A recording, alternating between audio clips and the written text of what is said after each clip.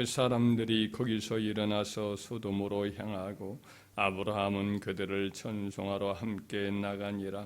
여호와께서 이르시되 내가 하려는 것을 아브라함에게 숨기겠느냐? 아브라함은 강대한 나라가 되고 천하만민은 그로 말미암아 복을 받게 될 것이 아니냐? 내가 그로 그 자식과 군소에게 명하여 여호와의 도를 지켜 의와 공도를 행하게 하려고 그를 택하였나니 이는 나 여호와가 아브라함에게 대하여 말한 일을 이루려 함이니라. 여호와께서도 이르시되 소돔과 고모라에 대한 부르짖음이 크고 그 죄악이 심히 무거우니 내가 이제 내려가서 그 모든 행한 것이 과연 내게 들린 부르짖음과 같은지 그렇지 않은지 내가 보고 알려하노라. 그 사람들이 거기서 떠나 소돔으로 향하여 가고 아브라함은 여호와 앞에 그대로 섰더니 아브라함이 가까이 나아가 이르되 주께서 의인을 악인과 함께 멸하려 하시나이까? 그 성중에 의인 50명이 있을지라도 주께서 그곳을 멸하시고 그 의인 50을 위하여 용서하지 아니하시리이까? 주께서 이같이 하사 의인을 악인과 함께 죽이심은 부당하오며 의인과 악인을 같이 하심도 부당하니이다. 세상을 심판하시는 이가 정의를 행하실 것이 아니니까. 여호와께서 이르시되 내가 만일 소돔 성읍 가운데에서 의인 50명을 찾으면 그들을 위하여 온 지역을 용서하리라. 아브라함이 대답하여 이르되 나는 티끌이나 채와 같사오나 감히 죽게 하리나이다. 의인 50의인 중에 5명이 부족하다면 그 5명이 부족함으로 말미암아 온 성읍을 멸하시리이까? 이르시되 내가 거기서 45명을 찾으면 멸하지 아니하리라. 아브라함이 또 아뢰어 이르되 거기서 40명을 찾으시면 어찌하려 하시나이까? 이르시되 40명으로 말미암아 멸하지 아니하리라. 아브라함이 이르되 내 주여 노하지 마시옵고 말씀하게 하옵소서. 거기서 30명을 찾으시면 어찌하려 하시나이까? 이르시되 내가 거기서 30명을 찾으면 그리하지 아니하리라. 아브라함이 또 이르되 내가 감히 내 주께 하려나이다. 거기서 20명을 찾으시면 어찌하려 하시나이까? 이르시되 내가 20명으로 말미암아 그리하지 아니하리라. 아브라함이 또 이르되 주는 노하지 마옵소서. 내가 이번만 더 하리이다. 거기서 10명을 찾으시면 어찌하려 하시나이까? 이르시되 내가 10명으로 말미암아 멸하지 아니하리라. 여호와께서 아브라함과 말씀을 마치시고 가시니 아브라함도 자기 곳으로 돌아갔더라. 아멘. 오늘 본문의 말씀 17절을 보면 하나님께서 아브라함에게 이르십니다. 내가 하려는 것을 아브라함에게 숨기겠느냐 이렇게 말씀하시죠. 하나님은 아브라함에게 그의 자손을 통해서 위대한 나라를 만들 것을 미리 여기서 또 말씀을 하시고, 또 한 가지는 이제 소돔과 고모라의 악행에 대해서 부르짖음이 있는데 그 부르짖음이 하늘에 들림으로 친히 이제 감찰하시고 대응하시겠다 이런 말씀을 아브라함에게 미리 말씀을 해주시죠. 하나님께서 이렇게 말씀해 주시는 것은 아브라함을 선지자로 여기시는 거죠. 내가 나의 하나님 일을 아브라함에게 숨기겠느냐 이렇게 말씀하신 것이 그런 뜻입니다. 실제로 이후에 하나님께서 그날 아비멜렉과 대화를 하는 중에 아브라함을 선지자라고 이렇게 친히 밝히신 바가 있습니다. 창세기 20장 그 다음 장 보면은 20장 7절에 보면 그날 왕에게 이야기하기를 이제 그 사람의 아내를 돌려보내라. 그는 선지자라. 그가 너를 위하여 기도하리니 네가 살려니와 네가 돌려보내지 아니하면 너와 네게 속한 자가 다 반드시 죽을 줄 알지니라. 이렇게 말씀을 하셔요. 아브라함은 선지자이기 때문에 하나님께서는 자기가 하실 일을 미리 이제 말씀해 주시는 거죠. 아모스서 3장 7절 8절에 보면 주 여호와께서는 자기의 비밀을 그종 선지자들에게 보이지 아니하시고는 결코 행하심이 없으시리라. 사자가 부르짖은즉 이제 동물의 왕 사자가 부르짖은즉 누가 두려워하지 아니하겠느냐?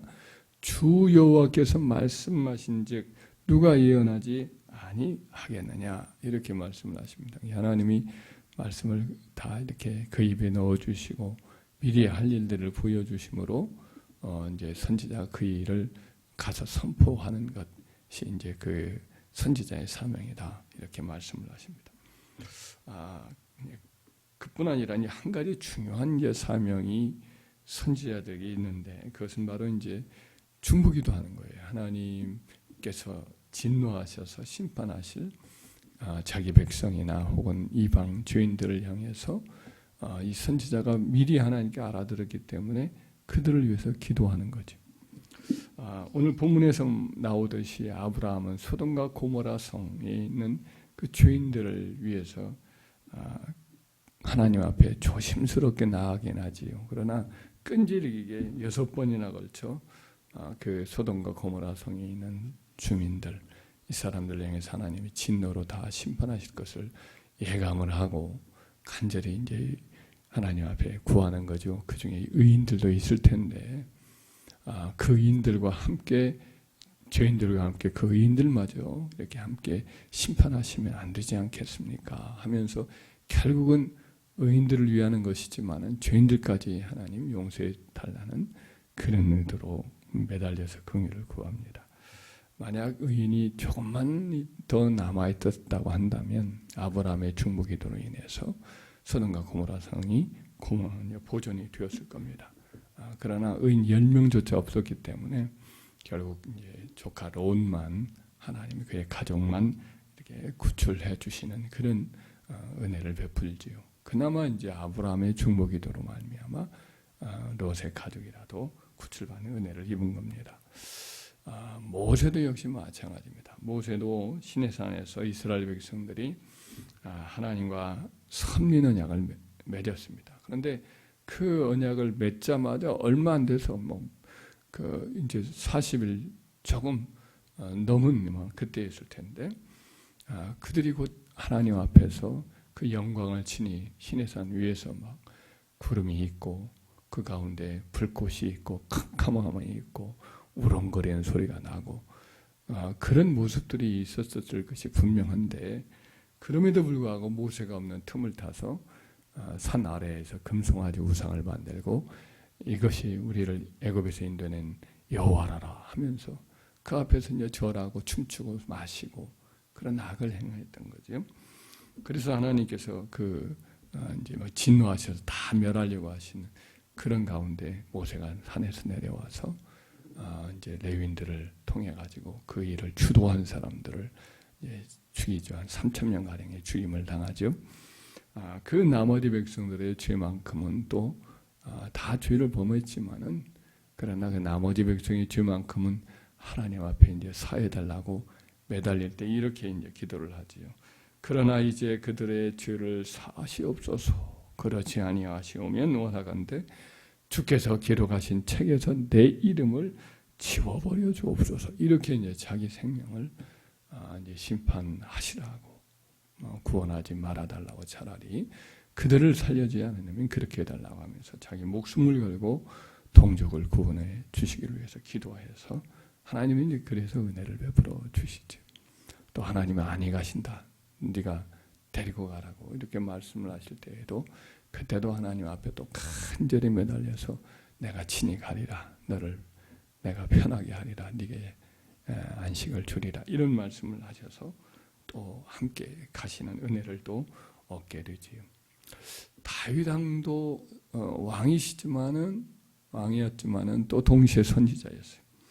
그는 범죄한 자기 백성을 위해서 중보기도를 많이 하지요. 또 개인적으로도 다윗에게 악행을 저질렀던 사람들이 있는데 그럴 때마다 그는 늘 기도하곤 했습니다. 시편 35편 12절 13절에 보면 다윗이 이렇게 말하죠. 그들은 악인들인데 그들은 내게 선을 악으로 갚아 나의 영혼을 외롭게 하나. 나는 그들이 병들었을 때에 굵은 베옷을 입으며 금식하여 내 영혼을 괴롭게 하였더니 내 기도가 내 품으로 돌아왔도다. 이런 말을 하고 있습니다.